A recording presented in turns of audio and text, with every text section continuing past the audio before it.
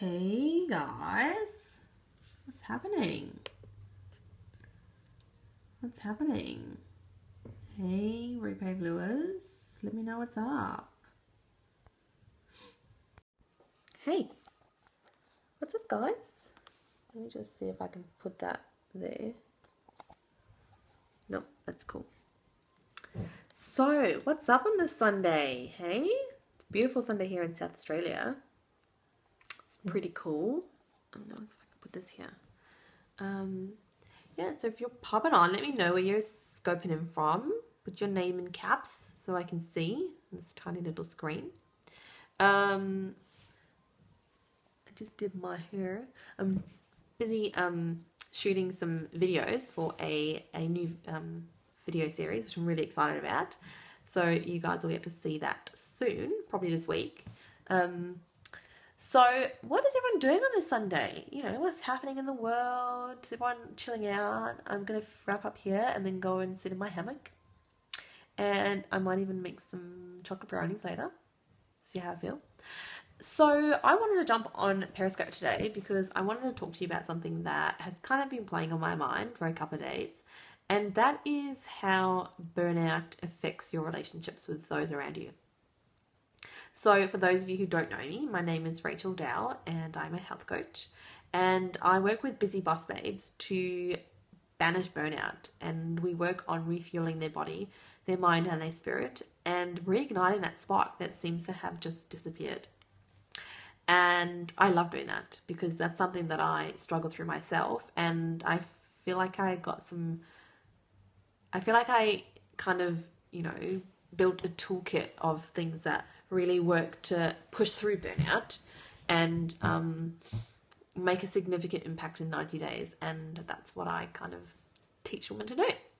So what I wanted to talk to you today about was how when you're in burnout, how that really affects your relationships with those around you. It kind of stems from an episode that happened this week. And that reminded me of what it was like when I was in burnout and how it would turn into a crazy bitch. So if you pop it on, let me know where you're from and give me some hearts if you love this information.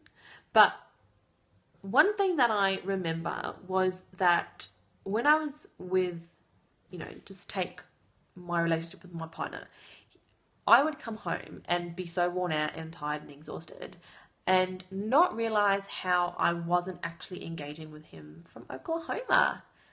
Hey, Oklahoma, that's cool. Welcome. Must be pretty late there where you are. Let me know your name. Let me know where you're from. Let me know your name. So I would come home and I would be, exhausted, really tired, and we would have the usual pleasantries, how was your day and all of that. But I realized that I wasn't actually paying attention to the answers he was giving me. I wasn't actually focused on him. I wasn't paying him attention. And our relationship really suffered. And, he's a great guy. He let me be crazy. Yeah, midnight here. Yeah, cool. Must be a cool Saturday night there in Oklahoma if you're still up. And I felt really lucky, that obviously he loves me enough to stay with me and, help me through this terrible time. But I really wasn't connected, and I wasn't, we weren't doing anything fun. I was so exhausted on the weekends that I would just crash, and, come Monday morning, it would just be like, oh, let's just get back on the roller coaster again. And, I really felt, looking back, I was like, geez, it was a total bitch. Anything that I'd asked him to do that he didn't do, I would completely lose my shit, totally unnecessarily. And I was probably mean to him a lot of the time. And that's not fair. That's not cool. He didn't really do anything wrong other than, didn't pick his socks up off the floor or something. And I would think it was the end of the world. And I would think, I don't know how we can be together. He doesn't get me. How can I be with this person who just doesn't do everything that I like to do? But meanwhile, I wasn't actually doing anything fun. And I was just bossing him around, and sometimes he would miss things, and I would just think how ridiculous this person was. And, stuff's a bit personal. So, share it with you guys here on a real-time scope. But I just thought, looking back, I thought how the relations that you have in your life, thanks for these beautiful hearts. Thank you. I love the yellow ones, my favorite. So when you're in burnout, you're not actually aware. You're really not aware of what you're actually doing. You're not aware that you're not present with people, that you're actually, it actually comes across as that you don't care. You're cranky, you're moody all the time, and the smallest thing will just completely set you off. It really will. And then it'll take you so much longer to get over that thing because you've put yourself on this emotional roller coaster, flying off the handle, and it's never about just the socks or whatever that you're screaming about, but then you'll dredge up all this other stuff that you think that this person needs to remember. And then once you've had this huge emotional breakdown, then you've got to recover from that. And so your poor emotions are doing this, and this is really not helping you when you're overwhelmed and you're tired and you're stressed out. It really isn't. But think about, not just a relationship with your significant other, but I don't know, if you've got children, what's that like? Are you present with them when you come home? Are you, engaged with them? Do you do fun stuff with them? That was something that I remember, like, we never did anything fun, like, ever. And I remember, I look back and I think, how boring must this have been for this, my partner, like, this poor guy. And, my parents, I probably didn't talk to them as much as I should have. They're overseas, so, we try and talk once a week. But I probably came across, like, really just interested in their lives. Like, my friends, I was just like, oh, I just want to talk to you people. Like, you're all so annoying. Like, how horrible is this? And if you've got really great friends and really strong relationships, then these people will stand by you because they realize, even if you don't, that you're going through a tough time. Like, it took a lot of, for me, it took those people around me, like my parents and my partner, to tell me, Rachel, you need to do something about this. You need to get your shit together and you need to do something. Something's got to change because you are a crazy person. So, if this is resonating with you guys, then, let me know. Give me some hearts. Give me some hearts. I may be the only crazy bitch in the world who suffers from this. But I feel like it is something that not a lot of people talk about when you're in burnout, is the impact. Thanks for the hearts, guys. Is the impact that it has on the people around you. Like, we think, oh, we're suffering from burnout, but our whole, close inner circle is actually suffering from burnout as well. So, there's not a boyfriend. So, we've got to be aware of this. And this is one of the, the great things about, one of the reasons that we really have to kick burnout to the curb. Because it's not only just affecting you and your health and your mental well-being, but it's also affecting your relationships. It's affecting the connection that you have. If you're in burnout, when was the last time that, you and your partner did something fun together? Are you as intimate as you would like to be? Do you just engage in small talk because you're just too tired to think of anything else to say? Like, answer those questions to yourself. You can tell me here on Periscope, but, think about it. Because maybe it's time for you to stop and reflect and think, okay, this isn't going how I want it to go. Why not? Is it because I am, burnt out? Maybe I'm tired and overwhelmed. Maybe I just need, I need some more support. And if those are the things that you need, put some stuff in place to get it done. Last week I had a bit of a meltdown. I won't lie. It's kind of embarrassing. And, I have, overcome burnout and, I'm not saying I'm cured for life, but I know the triggers and I know, how to make sure I keep it at bay. But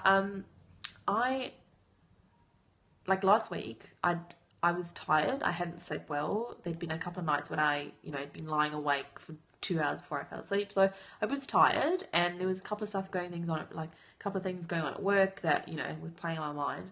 And I got home one night and I completely lost my shit. Like, I lost it to a degree where I should have been committed to a mental asylum.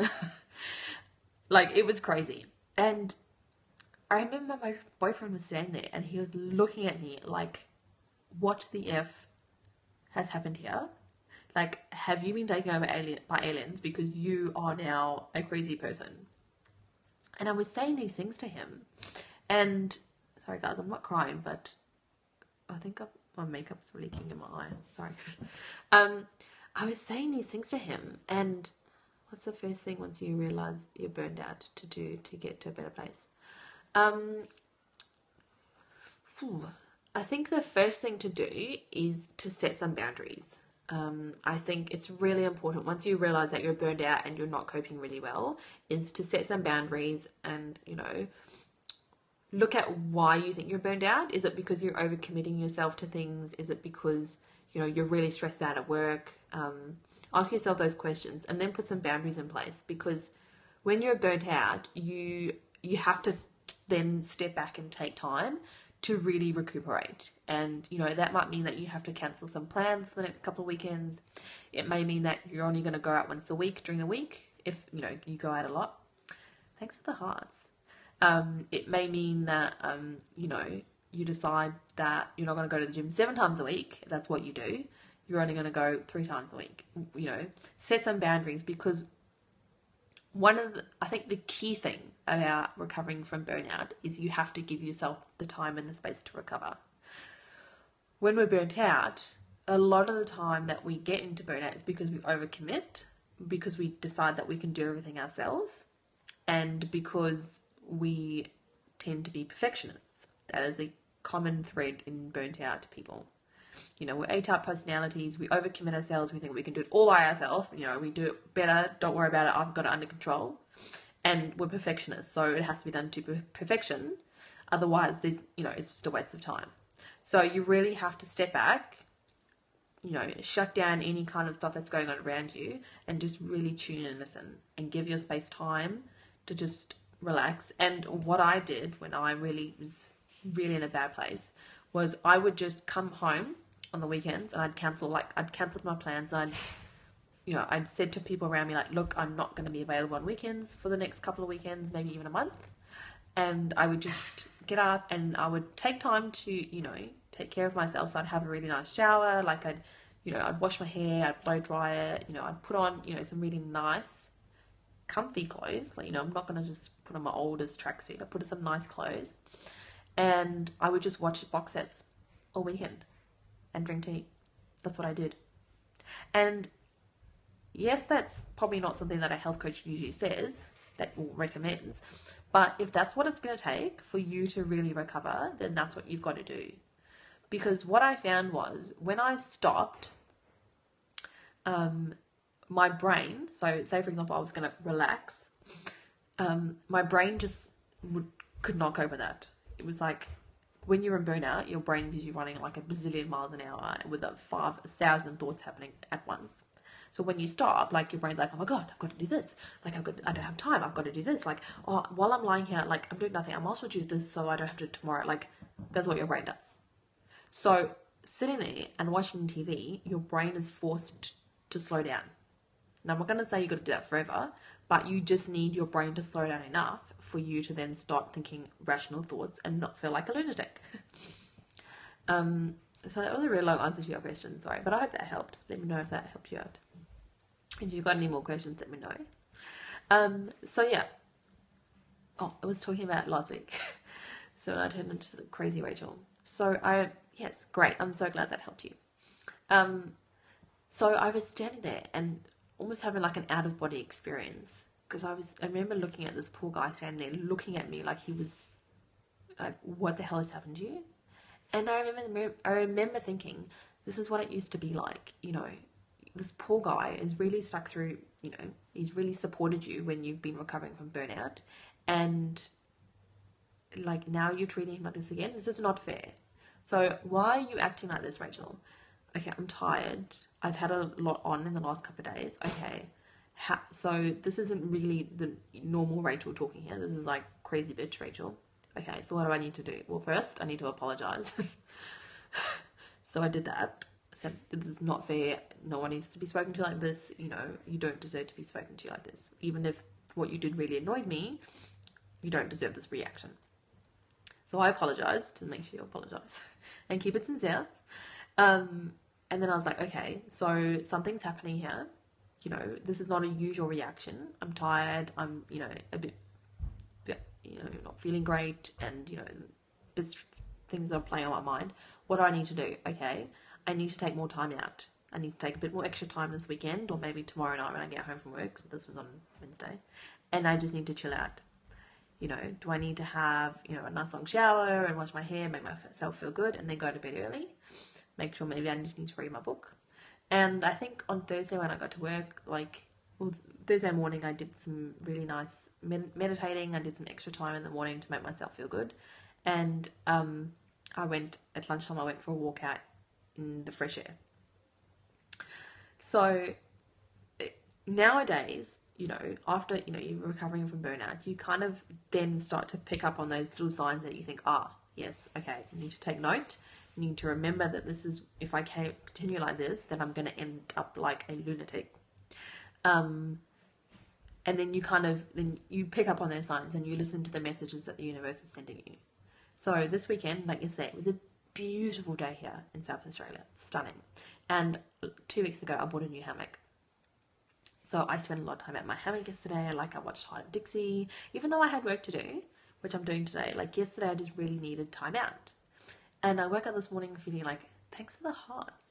Feeling a lot more energized and, refreshed and ready to tackle the work that I needed to do.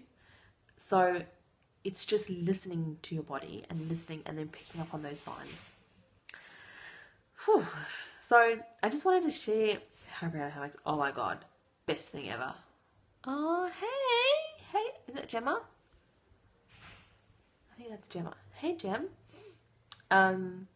Best thing ever. Oh my God, if you don't have a hammock, get yourself one.